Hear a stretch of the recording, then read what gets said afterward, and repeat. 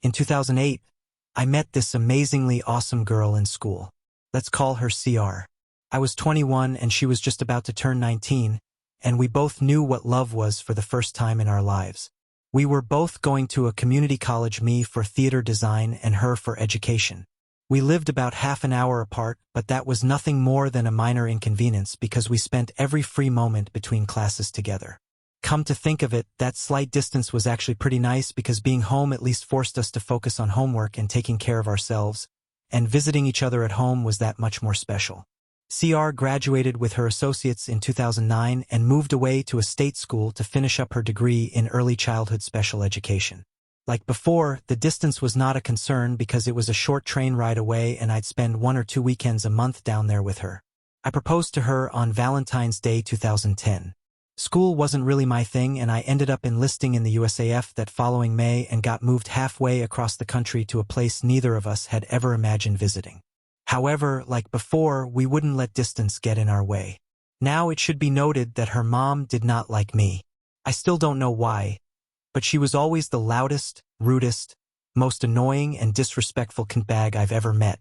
She was from the city and she married into a family of farmers that owned the land since the 1870s, so that may explain part of her malice. From here on, evil bitch is EB.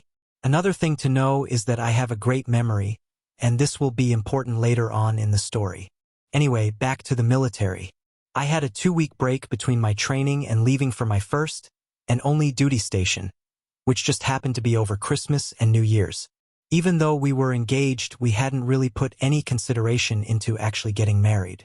She wanted something small with her family and cousins, and I was completely okay with going to a courthouse and getting it over with.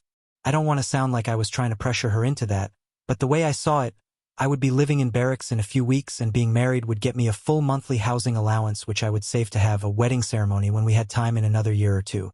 Basically, get married now, don't tell anyone, because they would all get hella upset for not being involved, and have a fake wedding ceremony that would include both of our families and friends.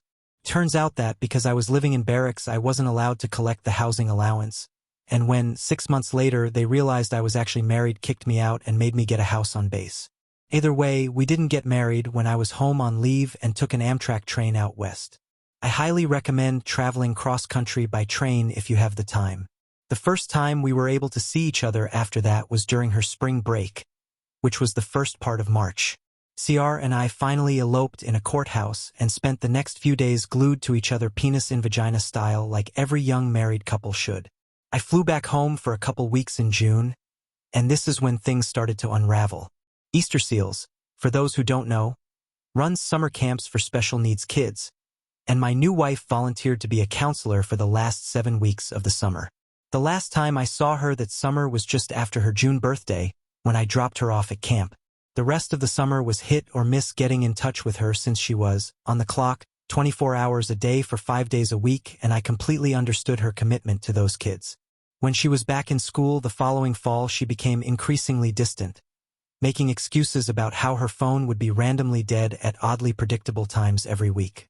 She flew out to spend Christmas with me in our new house, technically a shitty, mostly empty duplex, and things felt amazing like they had been. After that, however, she went back to being super reclusive like she was the previous semester. Fast forward to May 2012. I took a whole month of leave to fly home for her graduation and to help move her in with me. I barely recognized her. Every bit of CR's communication with me was forced and so phony that I should have known what was really happening all along. She had set up what she called mock interviews with a couple grade schools near her hometown, and I actually believed that she was doing it just to get experience interviewing. What an idiot. When I finally started to catch on to how serious she was about getting a job in our home state, she broke down crying and made it seem like I was forcing her to choose between me and her career, and of course I wanted to put our marriage before anything else. Obviously, I returned to base without her. A couple weeks later, I pressured her into telling me what the hell was going on. She fell in love with one of her fellow camp counselors and let the affair go on for about 9 months, with claims that she was going to tell me but didn't know when. The usual, too guilty to tie your own shoes bullshit, and she honestly expected me to walk away from our relationship right then and there. No, I fought tooth and nail to hold us together for 2 months before filing the divorce. I'm skipping a bunch of sappy details here, but the divorce was filed late August and became final that December. Mandatory 90-day waiting period in my state. The pain I suffered in that one-sided relationship is something I would never wish on anybody unless that truly deserved it. Apparently, EB whispered all kinds of lies to her about how I joined the military to get away from her and actually had the gall to blame me for all the crying and misery her oldest child was going through. My soon-to-be ex never admitted who was blaming me for everything, but I was really close to her dad and siblings, so I can't imagine that they would ever suspect me, but EB was so manipulative that by Halloween they had all turned against me. At that point I had it. I was near suicidal and my anxiety attacks were hitting basically every day. I was miserable, tired of being lied to, tired of the slander, tired of being the bad guy when I was the one who was attacked here. It started with sending texts to her brothers and sister saying, "Hey, I'm actually your brother-in-law.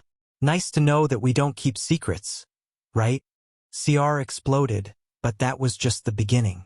I wrote a 3,000-word letter explaining in every detail I could recall exactly what happened, the fact that we were married, including copies of the marriage license and certificate, our plans for the future and how I was the only one living up to our expectations, where she met the guy she was fucking behind my back, his name, address, phone number, camp counselor name so CR would have a harder time refuting it, and a bunch of other information that she made me keep secret from them.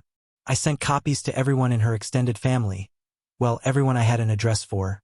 Her roommates, the summer camp she worked at, close professors she had brought up in old conversations, and the principal of the school she ended up working at. Calling the fallout catastrophic is an understatement. Her super devout Catholic family basically disowned her. Her reputation at her former school was shattered and the tension at her new job was apparently high enough that CR was forced to resign from her position before Christmas break started. Getting those secrets off my chest was the most cathartic moment of my life.